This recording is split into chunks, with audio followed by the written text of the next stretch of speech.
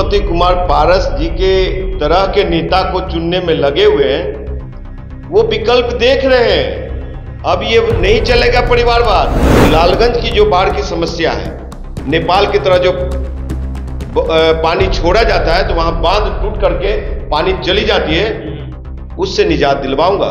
राघोपुर के लोगों को निजात दिलवाऊंगा।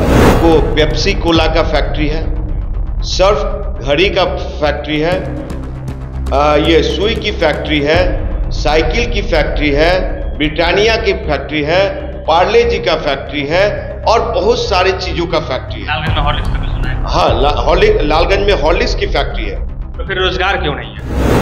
बख्शते चलिए, कहे कि उनको तो उनके साथ लोगों की बड़ी सिंपैथी रही साहब, उन्होंने जो क्षेत्र को सिंपैथी से काम नहीं चलता है। नरेंद्र मोदी साहब ने कांग्रेस पार्टी से, जवाहरलाल नेहरू से, इंदिरा गांधी से 70 साल का हिसाब मांगा, तो वैशाली की धरती का बेटा स्वर्गीय रामविलास पासवान से हिसाब की।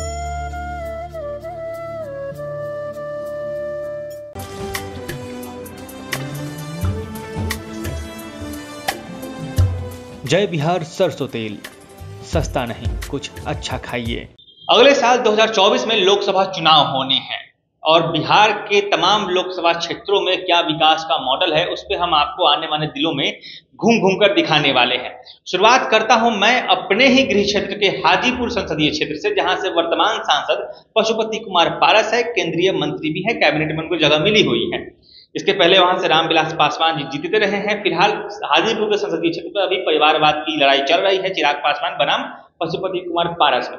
हम बड़े घरों के लड़ाइयों की बात नहीं करेंगे, हम उस व्यक्ति से आज बात करने जा रहे हैं जिसने पिछले लोकसभा चुनाव में 2019 में बिना किसी टिकट के निर्दलीय उम्मीदवारी लेकर हासिल करते हुए लगभग 31,000 वोट हासिल किया था और एक तीसरे मोर्चे के तौर पर उभर कर सामने आए थे।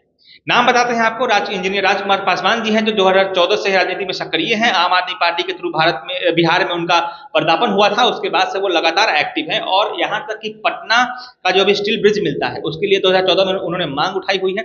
और उसके बाद फिलहाल हाजीपुर को मेट्रो क्षेत्र में शामिल करने के लिए, पटना मेट्रो के क्षेत्र में शामिल करने के लिए भी उनकी मांग है, जो बिहार सरकार ने सुनी भी है। तो इन सब मुद्दों पर बात करेंगे। फिलहाल मेरे साथ स्वागत कीजिए इंजीनियर राजकुमार पासवान जी का। सबसे पहले 6 विधानसभा के मिला के बना है हाजीपुर संसदीय क्षेत्र। विकास के नाम पे हाजीपुर में जरा बहुत के अलावा कहीं भी कुछ नहीं दिखता है, क्या कहिएगा जी? आपको बता दूं कि ऐसे तो चर्चा है और लोग झूठी ढोल पीटने में लगे हुए हैं, ये शाही पासवान एंड परिवार पार्टी, कि हमारे पिताजी, हमारे भैया स्वर्गीय रामविलास पासवान जी ने बहुत कुछ किया हाजीपुर के लिए। लेकिन आप जो कह रहे हैं कि कुछ दिखता नहीं है, वाकई में सच्चाई है। आप सही पत्रकार हैं, आप गोदी मीडिया नहीं है, जमीनी हकीकत को दिखाया है। आपको बता दूं कि वहां की 22 लाख जनता है, उनके बेटे लोग अपना घर परिवार, दादा चाची दीदी बीवी बच्चे को छोड़ करके हरियाणा, दिल्ली, पंजाब, कलकत्ता, तिरपुर, तमिलनाडु, ये सब जगह जाते हैं, अपमानित होते हैं और मार खाते हैं, समझे, मार खाते हैं और किस तरह से जिंदगी जीते हैं। ये लोग, इन लोग को शर्म नहीं आता है? इतने दिन तक, लंबे समय तक सांसद रहे, ये कभी भी उन गरीब शोषित वंचितों की बात नहीं की है, सामंतवादियों की बात किया है। उद्योग में तो हम आएंगे। सबसे पहली बात यह है कि मैं आपको बता देता हूं, क्योंकि मेरा घर वह गृह जिला है मेरा, वो हाजीपुर संसदीय क्षेत्र में राघोपुर आता है, जो अक्सर बाढ़ से डूबा रहता है। लालगंज आता है, जो जल निकासी की समस्या से जूझ रहा है। महनार की स्थिति देखेंगे, महुआ और महनार जाम से परेशान है। आपका जो हाजीपुर का लालगंज हो गया, हाजीपुर में भी जल जमाव हो जाता है बरसात के दिनों में, लेकिन हाजीपुर की अनुमंडल है, वहां पे डीएम बैठते हैं, तमाम अधिकारी बैठते हैं, तो उसकी स्थिति थोड़ी ठीक ठाक दिखती है। लेकिन उसके अलावा जो तमाम 5 विधानसभा क्षेत्र है, उसकी हालत नारकीय है। तो आप जब घूमते हैं, फील्ड में निकलते हैं, जनता से मिलने जाते हैं, क्यों नहीं बोलते ये कि हाजीपुर के अलावा जो बाकी क्षेत्र हैं वहां की जनता त्रस्त है, और जनता फिर क्यों पशुपति पारस को चुन रही है? साहब, आपको बता दूं कि पशुपति कुमार पारस जी के तरह के नेता को चुनने में लगे हुए हैं, वो विकल्प देख रहे हैं। अब ये नहीं चलेगा परिवारवाद। हम हैं हाजीपुर का बेटा और वैशाली की धरती हमारी है और हम ही वहां के अगला सांसद है। आपको बता दूं, वहां की जनता जब लालगंज से पानी घुसती है कितने गांव, कितने झोपड़ी, कितने ये पंचायत बर्बाद हो जाता है, कितना खेत खलियान बर्बाद हो जाता है, राघोपुर बाढ़ में दह जाती है, महनार के रास्ते पानी घुस जाती है। तो साहब ये पारस जी को पता है, चिराग भाई को पता है, ये 5 साल मलाई खाया, कुछ भी विकास कार्य नहीं किए, चंद चुने हुए ठेकेदारों को ठेका पट्टा दिया और क्षेत्र का विकास से कोई मतलब नहीं है। वही हालात जमुई में चिराग पासवान को भी है। मैं इंजीनियर हूं, अगर इस बार 24 में मुझे हाजीपुर की जनता लोग देते हैं तो आपको गारंटी के साथ कहता हूं, दावे के साथ कहता हूं मैं कि लालगंज की जो बाढ़ की समस्या है, नेपाल की तरह जो पानी छोड़ा जाता है तो वहां बांध टूट करके पानी चली जाती है, उससे निजात दिलवाऊंगा, राघोपुर के लोगों को निजात दिलवाऊंगा। अगर इंजीनियर है आपके और आम आदमी पार्टी से रहे, कहा जाता है कि आम आदमी पार्टी से जो निकल के आते हैं उनके आंकड़े बड़े दुरुस्त होते हैं। उद्योग के बारे में बताइए, हाजीपुर संसदीय क्षेत्र में कितने उद्योग हैं? देखिए, हाजीपुर संसदीय क्षेत्र में आप गिनिए, मैं गिनाता हूं। मैं उद्योग, पहला आपको पेप्सी कोला का फैक्ट्री है, सर्फ घड़ी का फैक्ट्री है, ये सुई की फैक्ट्री है, साइकिल की फैक्ट्री है, ब्रिटानिया की फैक्ट्री है, पार्ले जी का फैक्ट्री है और बहुत सारी चीजों का फैक्ट्री है। लालगंज में हॉर्लिक्स का भी सुना है। हाँ, लालगंज में हॉर्लिक्स की फैक्ट्री है। तो फिर रोजगार क्यों नहीं है? रोजगार इसलिए नहीं है कि वहां के जितने भी नेता, सांसद, चाहे नित्यानंद राय जी हो, चाहे पशुपति कुमार पारस हो, चाहे और भी रामविलास पासवान जी रहे, वो लोग कभी नहीं चाहे कि गरीबी दूर हो और गरीब का बेटा कभी आगे आए। रामविलास पासवान को तो बख्शते चलिए, कहे कि उनको तो उनके साथ लोगों की बड़ी सिंपैथी रही साहब, उन्होंने जो क्षेत्र को, सिंपैथी से काम नहीं चलता है। नरेंद्र मोदी साहब ने कांग्रेस पार्टी से, जवाहरलाल नेहरू से, इंदिरा गांधी से 70 साल का हिसाब मांगा, तो वैशाली की धरती का बेटा स्वर्गीय रामविलास पासवान से हिसाब क्यों नहीं मांगेगा? क्योंकि उनको 50 साल दिया। लोग तो कहते हैं कि उन्होंने कॉलेज दिया है, हाजीपुर रेलवे स्टेशन दिया। आप सर्वे कीजिए, आप उसी जिला से हैं, वैशाली, होटल मैनेजमेंट दिया, ठीक है, रेलवे जोन बनाया, रेलवे जोन दिया, जबकि रेलवे जोन नीतीश कुमार जी का रोका हुआ है। उन्होंने बुनियाद जरूर रखा, लेकिन नीतीश कुमार जी का रोका हुआ, नहीं तो चला जाता कलकत्ता। रेलवे जोन दूसरा सेपेट, हाँ, प्लास्टिक जो इंजीनियर। अब एक सर्वे कीजिए आप कि वहां का कितने बेटा लोग उसमें पढ़ रहा है। आप एक सर्वे कीजिए कि उसमें कितना वहां के बेटा लोगों को रोजगार मिला हुआ है, नौकरी मिला हुआ है। तो उनके धरोहर को संभाल नहीं पाया अगली पीढ़ी जो रही वो। साहब, अगली पीढ़ी जो रही उसकी धरोहर को क्यों नहीं संभाल पाया? सुनिए, मैं सांसद बनूंगा ना साहब, तो ये जितने फैक्ट्री वाले लोग हैं ना, और जितने ये IHM होटल मैनेजमेंट वाला, मैं पहले होटल मैनेजमेंट इंजीनियरिंग कॉलेज जितने भी हैं उसमें मैं 70% सीट सुरक्षित करवाएंगे कि पहले वहां के बेटा लोगों को रोजी रोजगार मिले, वहां के बेटा को एडमिशन मिले, तब बाहरी को मिलेगा।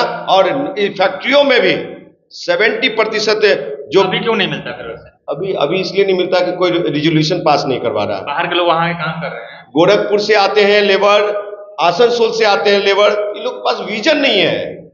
और ये इंजीनियर बेटा, आपको बता दूं कि यही नहीं मांग किया है, सांसद विधायक ना रहते हुए भी मैंने हाजीपुर के लिए, वैशाली के लिए किया है। क्या किया है?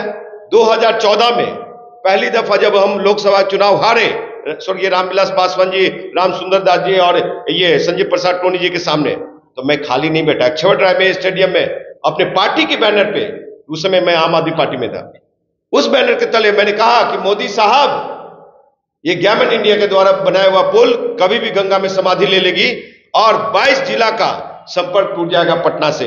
इसलिए इस पुल को तोड़ करके नव निर्माण कीजिए, या तो रिकंस्ट्रक्ट कीजिए, पुनः निर्माण कीजिए, नई पुल बनाइए पैरेलल में, नहीं तो स्टील नुमा पुल बनाइए। आज स्टील नुमा पुल बना हुआ है।